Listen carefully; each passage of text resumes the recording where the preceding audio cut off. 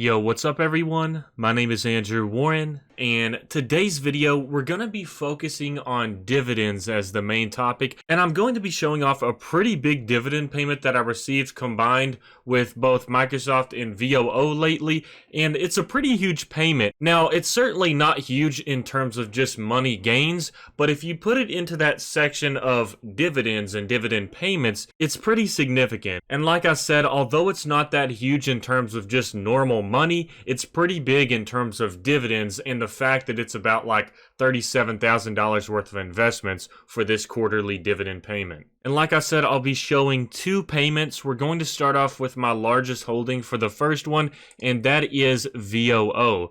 And as you can see, my cost basis is currently $34,000, and I own 117 shares. And as you can see, the dividend for this is 2.20, and I believe that the dividend per share for this quarter was like $1 and something cents, like a low amount of cents. But as you can see, this is the dividend payment that I received. I got it on March 15th, and I received $137.83. Ooh, it actually says it. So we got $1.18 per share, which is pretty solid when you think about it in terms of a dividend payment. And this is for 118 shares. So like I showed earlier, like $33,000 in shares. This is the dividend that you will get if you own $33,000 in VOO shares. So like I said earlier, although this payment may not look like a lot in terms of just normal money, in dividends, it's actually a lot of money because as you can see, you really have to invest a lot of money to get a payment like this every quarter. So that's actually pretty significant in terms of a dividend payment. And the awesome thing about this is, as long as I hold VOO and as long as it doesn't go down in amount per share,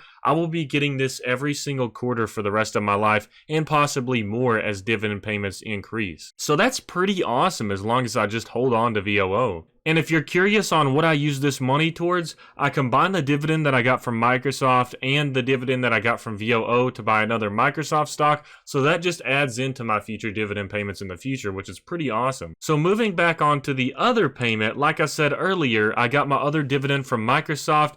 And although it says my current holdings are like $15,000, my dividend payment was not for all of these because I've bought a lot of Microsoft recently. I currently own 97 shares and my average cost is $159. But as you can see, the dividend yield is 1.31. And let's go over to my history over here. Let's see if we can find it. Show more. As you can see, I've bought a lot of Microsoft lately. But I got my dividend on March 12th and I got $10.20 for 20 shares of Microsoft. So if we do the math and say that the shares were $160, 20 times 160 is $3,200. So $3,200 plus the other $34,000, which is about $36,000 or $37,000 in total to get this $10.20 plus the other like $130 something that I got from VOO. So I got the $10.20 from holding 20 shares of VOO, and as you can see, that's 51 cents per share, and that's really not too bad in terms of a dividend payment. And considering that Microsoft is just such an excellent growth stock, let's see if we can get back to the chart over here. I'll show you what it looks like just for the past year. We're still not even close to being in the negative. We're still up 26% for Microsoft this year. And then for the past 5 years, Microsoft is still up 247%, which is absolutely crazy considering the 2018 drop and the most recent drop as well. Microsoft is just so resilient when you look at it in terms of like when the market crashes and everything.